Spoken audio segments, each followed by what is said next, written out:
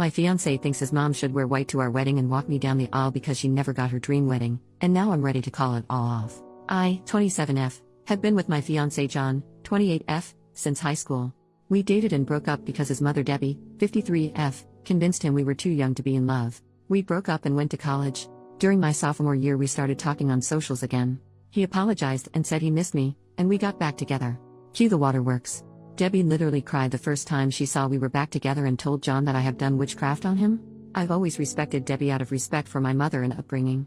I was not raised to go back and forth with my elders, but she definitely abuses that. Since John and I decided to get back together, she has tried to hook him up with women from her church, her job, and even asks her friends for their daughters to give it a shot. John denies all of them and Debbie says that I'm controlling. John has told her to stop, but not in a way I feel she gets the point. Anyway, 3 months ago John proposed. Deb didn't come to the engagement party. Cool. She didn't come to the family dinner we had so both sides could meet. Cool. John's dad came and apologized for his ex's behavior. He left her when John graduated high school. I told him don't worry about it. The problems really began when John decided to confront his mother about how she's behaving towards our whole engagement. This turned on the light bulb in his brain, as he's always tried to ignore it and tell me to ignore her. She gave him a sob story about how she got pregnant with him before marriage and never really got to have a wedding, and this is triggering her. She had a shotgun wedding at the courthouse. He asked her what she needed to feel comfortable, and she responded that if she wore white and I wore a soft pink or lavender she would feel comfortable. My fiancé for some reason thought this was a fair compromise. He also said, not asked, that his mom could walk me down the aisle so she can get her moment in her dress. I told him absolutely not, and we got into an argument about it.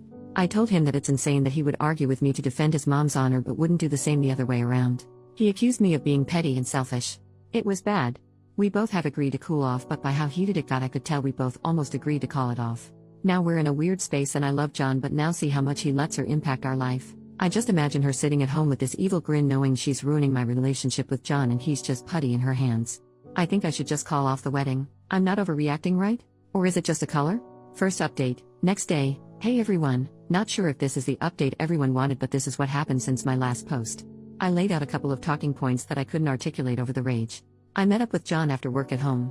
I was at the gym letting off steam. We spoke on everything and made plans to speak to his mother. John came home remorseful.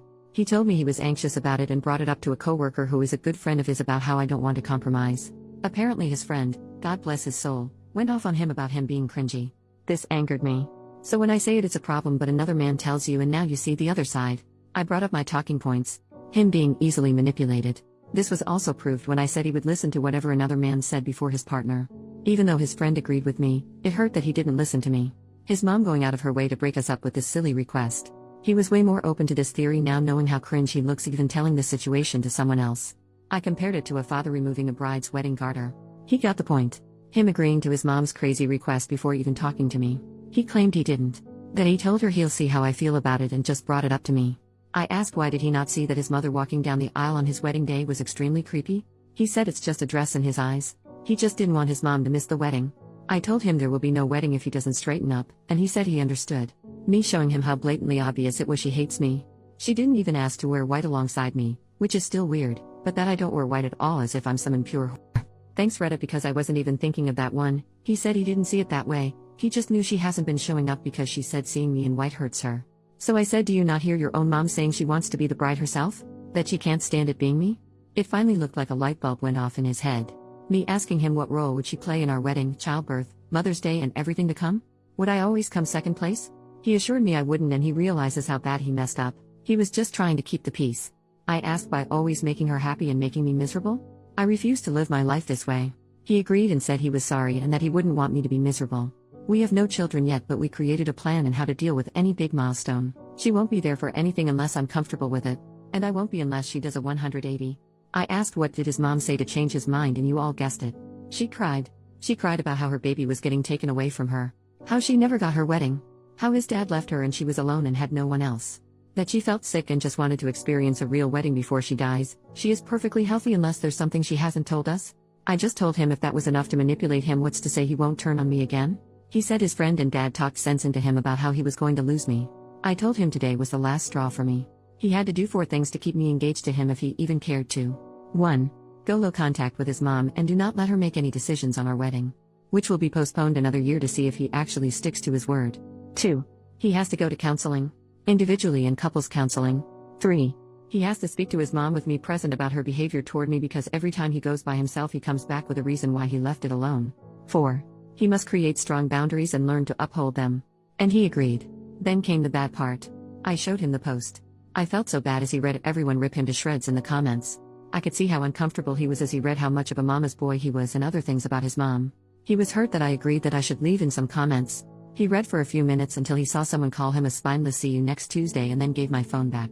He said it was really harsh, but I had to show him how crazy the situation sounded, even if it was just to keep the peace on a surface level. Him reading the post was icing on the cake. He said he saw everyone telling me to leave and his heart physically started hurting knowing that he deserved it.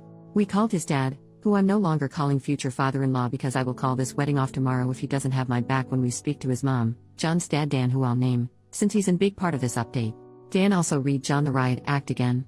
He was relieved John decided to get his act together. We agreed to go to Deb's house tomorrow with Dan and John's aunt. My dad is tagging along. John has said he will tell his mother that she can't under any circumstances make our wedding about her. He also said if she does cry or try to guilt trip him he will tell her he's going no contact. I feel terrible as getting a man to stop talking to his mother isn't something I ever thought I even wanted. I doubt Debbie will come around, especially not tomorrow with all of us against her. I don't know if John will backtrack as soon as he gets there. I have explained if he doesn't grow a spine I'm leaving. He either can marry me or marry his mom. But that's my ultimatum. He said he chooses me. We'll see, I guess. This all should make me happy, but I still feel icky. I'll update tomorrow after we all talk to Debbie. Final update, 1 day later. Hey everyone, I'm back with the last update. This is a bit long, so buckle up. Some people reach to disrespect me. I honestly don't care if you don't believe my story or find me annoying, but messaging me, calling me names, being disrespectful, nor saying I shouldn't wear white to my own wedding is classless. I won't respond, and I genuinely hope you all get the help you need for whatever trauma makes you that much of an angry person. To all the people who have reached out with positive vibes and advice, thank you so much, you cutie patooties. Anyway, John and I met up after work and we headed to pick up Dan. John's aunt couldn't make it. My dad was meeting us there. I had really bad anxiety. I told Dan and Dad they should give us a few before knocking so she doesn't feel ambushed. They agreed. Here's the part everyone was waiting for. We get to Debbie's. My heart feels like I'm going up the world's tallest roller coaster slowly. John is quiet. We get there and he gives her a firm but respectful "Hey mom." We sit down and John tells her we came to talk to her. She asked what's wrong? John got right into it. He bluntly said to her that her actions toward me for years have been petty. Her not showing up for any of our wedding events was unacceptable to him. He flat out asked her why does she have a problem with me? I genuinely thought he was going to start with the dress situation. He went for the root of it all. Debbie acted like she had no idea what he was talking about. She has actively tried to get him to cheat and leave me for other women, but in that moment was shocked and doesn't know where this was coming from.